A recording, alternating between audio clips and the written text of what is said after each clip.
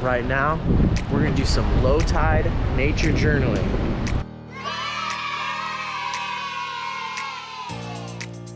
Fewer people come here because of the sketchy trail. It's pretty windy.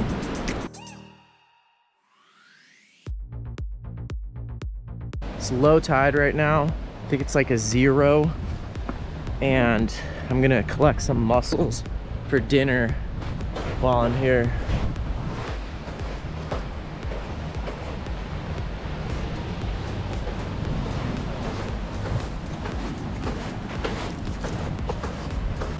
I decided to wear shoes today.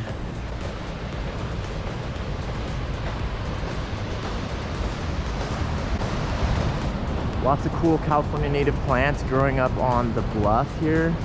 Ooh, yeah, check out the tide pools. Woo!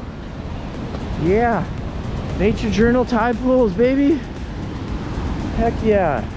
It's gonna be awesome out here. Yeah!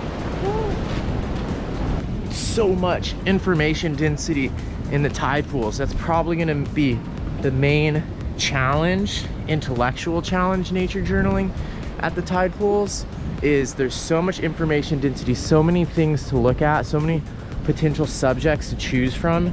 That's gonna be your main challenge, is focusing. The other challenges are mostly gonna be logistical ones. So that means just the physical challenges of, you know, walking, for example. And these are really big mussels here. So the physical challenge like that, there's definitely some more danger involved. Nature journaling at tide pools, paying attention to the water. Whoa, that is a huge sea star down there. That's one of the bigger ones I've seen for sure. The kombu's starting to grow in. That's this seaweed right here, one of the good edible seaweeds.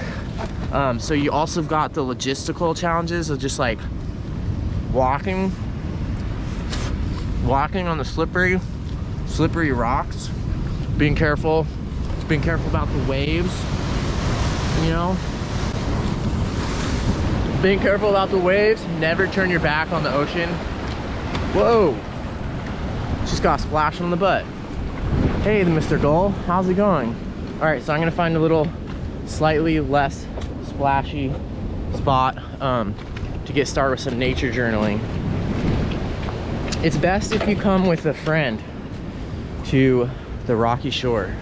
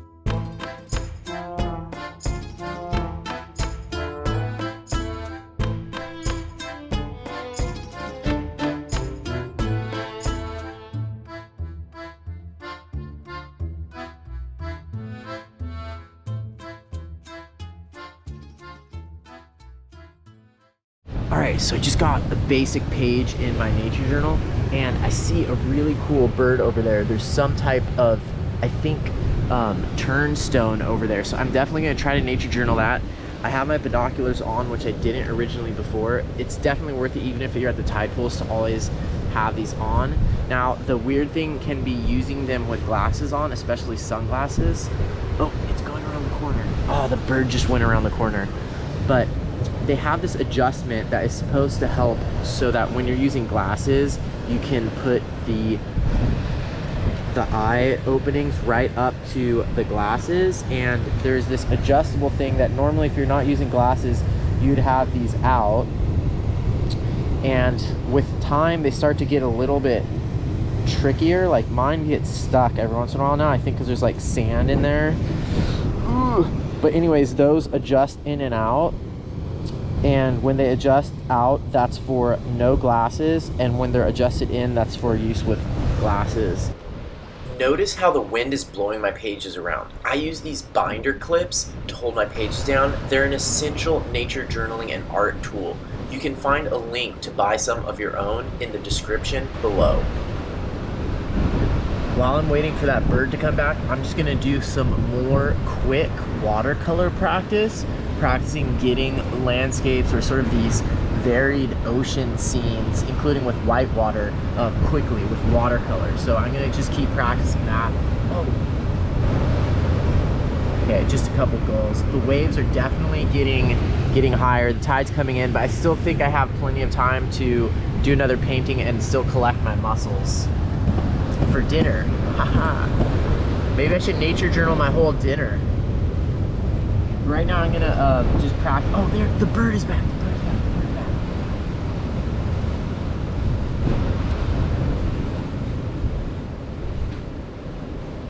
It's back. Oh no, it'll have to get. It'll have to get. So now I'm taking out my homemade plastic viewfinder, checking my scene, and then using it as a tracing tool to create a frame on my page. That's definitely one of the benefits of having one of these viewfinders in your kit. I also want to point out that my head is big, but looks even bigger because I'm using a GoPro camera with the wide angle lens so you can see everything that's going on in the field.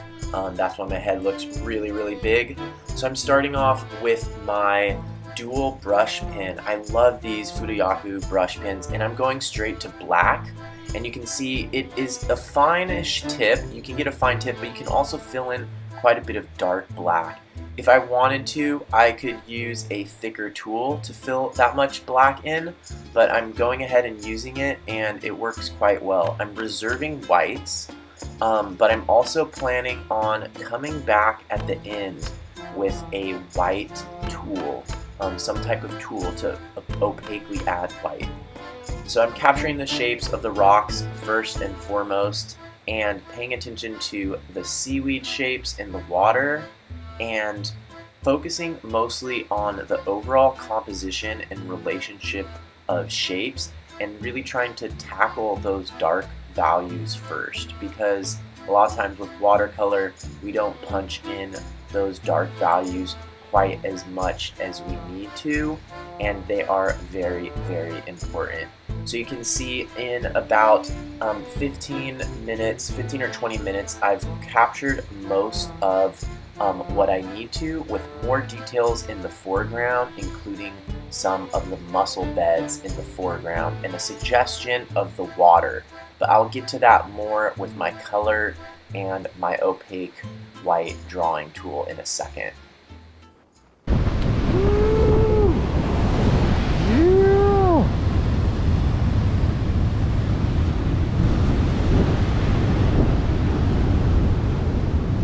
Lots of energy at the ocean.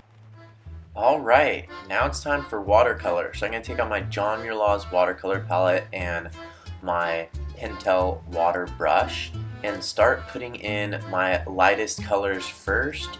I'm actually putting in the sky and the ocean often at the same time for my lightest values. In the meantime, I might do some sketching. I saw that bird again, so I'm doing some sketching, which is a helpful thing to do while your watercolor is drying anyways.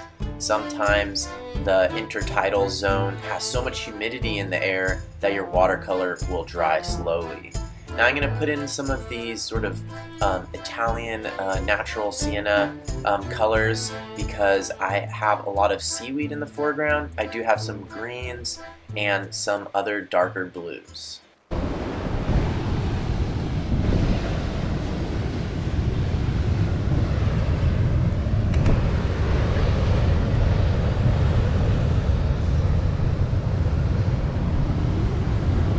So you can see I drew the bird from memory while I was working on the watercolor, and the ocean's looking pretty crazy right now. I might need to harvest my mussels pretty soon before it gets any higher tide. When I'm nature journaling in the field, I usually don't do more than 2 or 3 layers of watercolor. Now that my first layer of watercolor has dried, I'm going to go back and add and adjust some of the values in the saturation in some spots. I'm also doing something where I'm adding a little bit more sketching from memory of the birds that I saw because I want to look them up when I get home.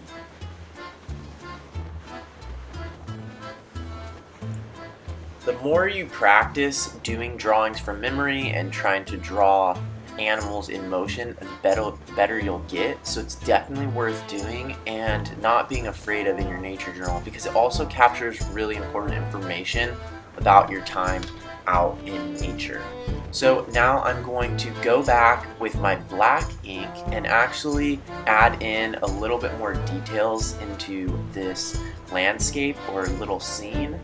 So just pushing those blacks a little bit more, adding some more details, especially you can see I'm adding details in the foreground and darkness in the foreground.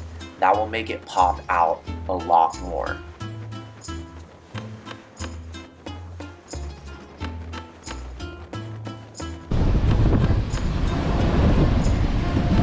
Now the question is, will I ruin it? Since I didn't reserve whites on it, the question is, will I ruin it if I use one of those nasty, opaque white pens that are not as dependable nor as classy as reserving the whites? Because I'm kind of liking the way this is looking so far, and you know, your options are kind of limited when it comes to opaque white, and I've had mixed results. I've had periods where I was really comfortable with them and really using them a lot and really happy with the results, and then I've had bad experiences. And I think, let's see, the only one I have with me today is the Jumbo Correction Pen, which you know, was the first one that I found that I actually liked for a fat opaque white to go over watercolor, and I used to be pretty happy with the results from this. Then I also tried the Posca pen, which at first I thought was definitely a superior product, but then have had kind of bad results, and mine didn't last for very long. So I think I'm gonna go for it. I am gonna try to add some whites in here. It could ruin the entire painting. We'll find out now.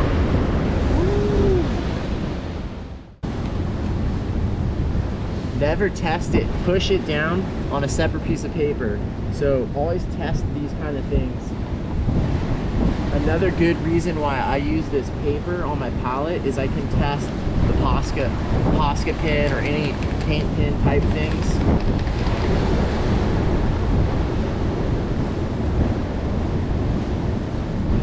All right, it's looking kind of messy, but I got the chunks off at least. Okay, let's go.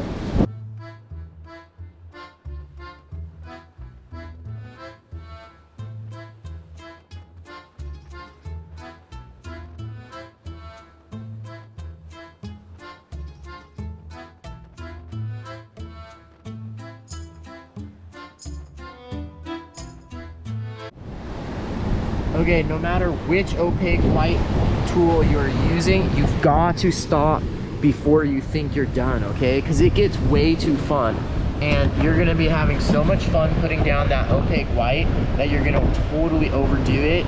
And none of them are very subtle. They are not subtle in their texture. They often are not as they're not as pure white as you're thinking. They're different white than your paper. There's a lot of things working against you when you try to use one of these. It's obviously way classier to reserve the whites, but when you're in the field, it's really hard because a lot of the techniques for reserving the white either require tons of planning in advance and using pencils and under layers with the watercolor later, or it's the second option is masking fluid, which is definitely, I've tried a lot of different materials in the field, art materials in the field, and I've never really tried masking fluid. I feel like that would be really hard to do in the field.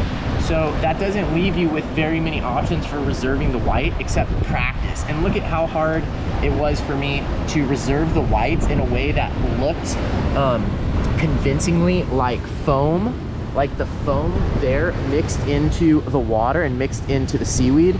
it was very hard to reserve the whites in a way that convincingly represented that. I don't think I did a very good job, but look how much easier it was when I got to draw the whites. Drawing whites is way, way easier. So that's why, you know, with like acrylic paints or anything opaque, you have a lot better chance with these kind of subjects. So with watercolor, you either need to just practice it a lot, or you need to use some type of opaque tool such as this jumbo correction pen. I hope you had as much fun as I did nature journaling in the intertidal zone. I know I've made a lot of videos about nature journaling in tide pools, rock pools, and the intertidal zone recently, but it is so fun and such a good place to practice nature journaling techniques in slightly more extreme situations. So just wanted to let you know, if you go down into the description of this video below, you can find links to all of the products that I talked about, all the things that I used in this video. And if you buy any of those things by using one of those links, I'll get a small percentage of it to help the Nature Journal show sustain itself into the future. Thanks for watching, and if you can't wait all the way until next week for the next episode of the show, check out this playlist here.